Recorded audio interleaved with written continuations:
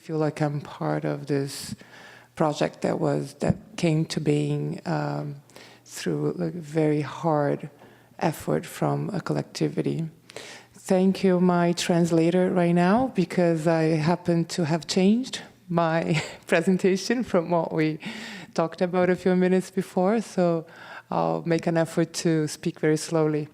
I'm going to briefly introduce the curatorial proposal that was developed throughout this year and a half that we've been working together. But I think that one of the strengths of this project is that I've sensed that this exercise is still in process. Like every day that I see the works, something new reveals itself as a result of this collective work between myself and the artists that I invited.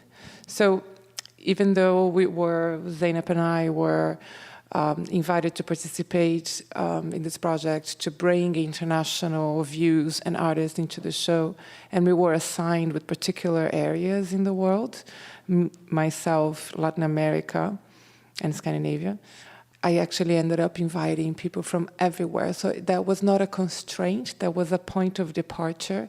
And it was just very interesting that, departing from local issues, it sort of took me pretty much everywhere. I had the opportunity to work closely with Zeynep through Skype. We did a research trip together. Even though we depart from different curatorial proposals, I think at the end, our artists somehow dialogue, as well as with my colleagues from Japan. I see some points of connections. This is a truly, like, from the point of view of curatorial work, this is a true, like a real gift. Anyway, getting to the point. Okay, I'm from Brazil, and Brazil is literally across the world from Japan, literally. Like, it's probably the farthest country apart from each other, Brazil and Japan. There are lots of Brazilian people living in Toyohashi, and São Paulo is the largest Japanese community outside Japan. So we do have very close contact, but my first trip to Japan, it was definitely an experience of difference. I was told, the first time that we came here was April 2015. I was told in the middle of the trip or later on that Minato-san insisted that we had an intense traveling experience so as to sort of like be a metonymic relationship between the theme that he proposed us to think and, our first set of curatorial meetings and us getting to know each other. So we came to Nagoya, we went to Toyohashi, Okazaki, Yokohama, Kyoto, and Tokyo in 10 days. So when I went back home, I realized that I couldn't, I just couldn't digest the experience as, any other trip that I'd done. Of course, I was never invited to a triennial across the world. So, of course, it was informed by the fact that I had to think curatorially about the trip, about the theme, and so forth. So it occurred to me, and there was a very, it's not an intellectual exercise, a very physical experience. It occurred to me that the first trip to Japan, second and third, to be honest, I realized that it wasn't like the space that we travel through frames your experience of moving through the space. It's not like the objects adorn your experience in a new space. I truly felt that I was being impacted alike by space, that be landscape, objects, people, language, smells, food, colors, everything at the same time. So it's almost as if in Western language, I don't know how Japanese language works in like grammar. I would love to one day. But in Western languages, we have the subject, verb, and object, right? So we have the subject, predicate, object. So the subject, human beings, are in the center of every experience. Well, when I came here, I wasn't. I could feel at times that I could be an object in this landscape, Japanese landscape. I know this might sound a bit abstract, but just bear with me. It was a true physical experience. So I was like, okay, so this was pretty much like a dislocation of the subject/human being from the center of, all the experiences, reading space, observing objects. So I decided, okay, I'm going to invite works that relate to this issue somehow. So all the works that I invited, they either bring the objects to the center of the scene as speakers or space, or they disestablish the condition, the anthropocentric structure of today's world. So I'm going to briefly introduce you 3 projects to illustrate what I'm talking about. The first is Mariana Castillo de Bal. She's from Mexico. And you're going to see at the Nagoya City Museum the work, Who Will Measure the Space, Who Will Tell Me the Time. There's also a video. I don't have an image here, but there's also a video. Excuse me, but the title escapes me right now. You see that at Nagoya City Museum. What she did here was she worked with a workshop in Oaxaca, Mexico, and she collected anthropological objects, and together with this workshop she made new objects.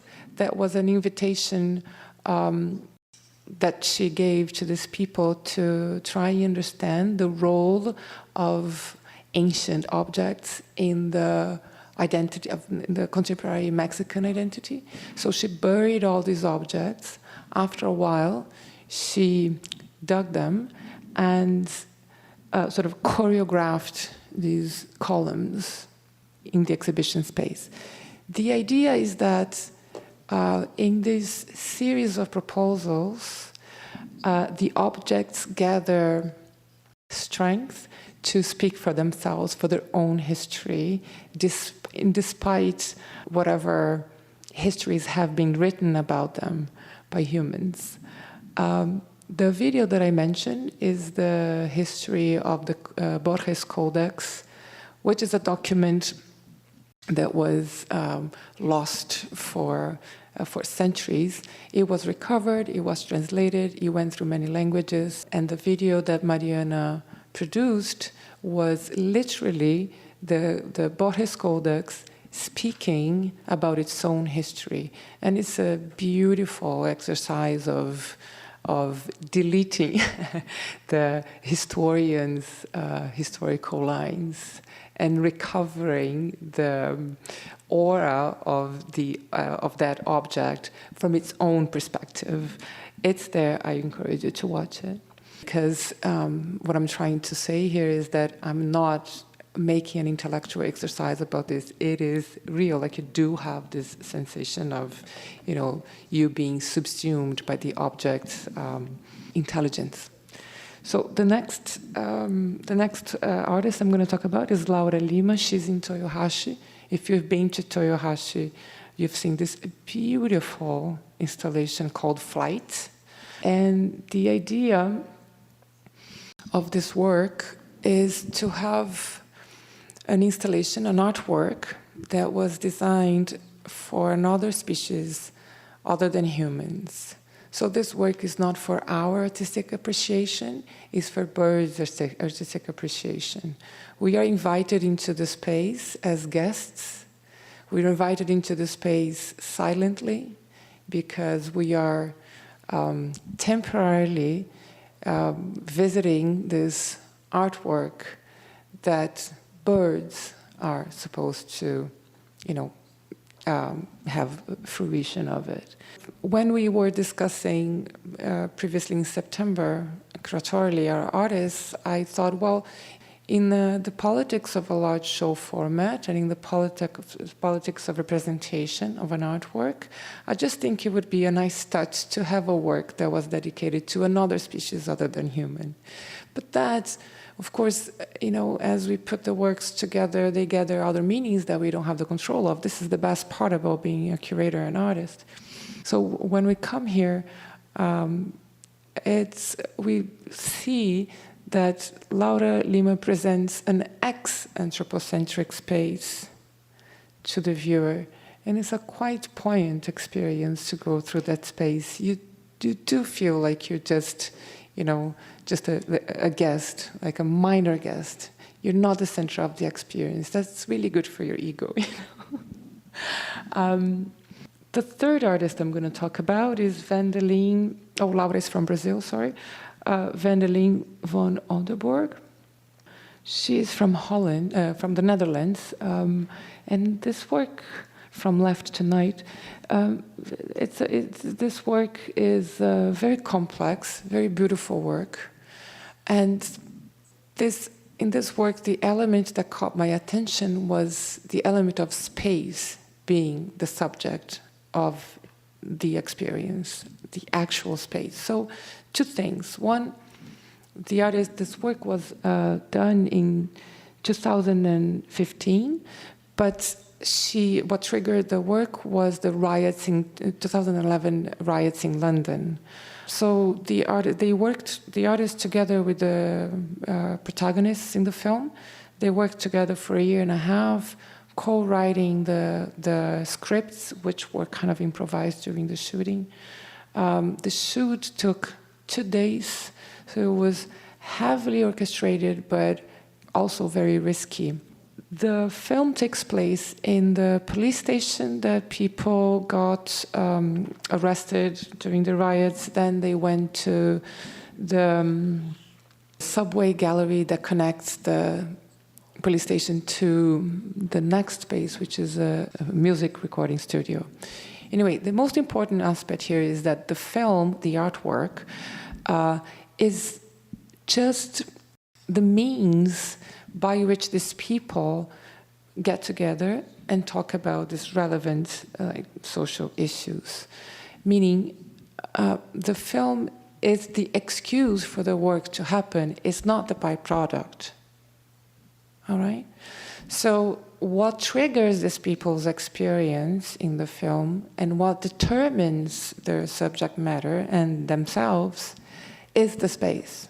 And again, if you watch the film carefully, I think you'll get, this experience. It's a very strong reading of the space, predicating the work, the viewers, and the people involved in the film.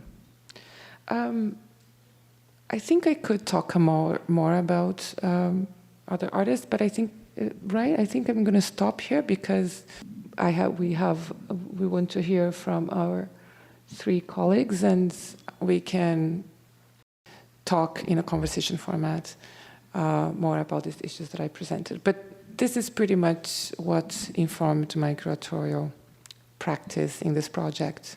Thank you.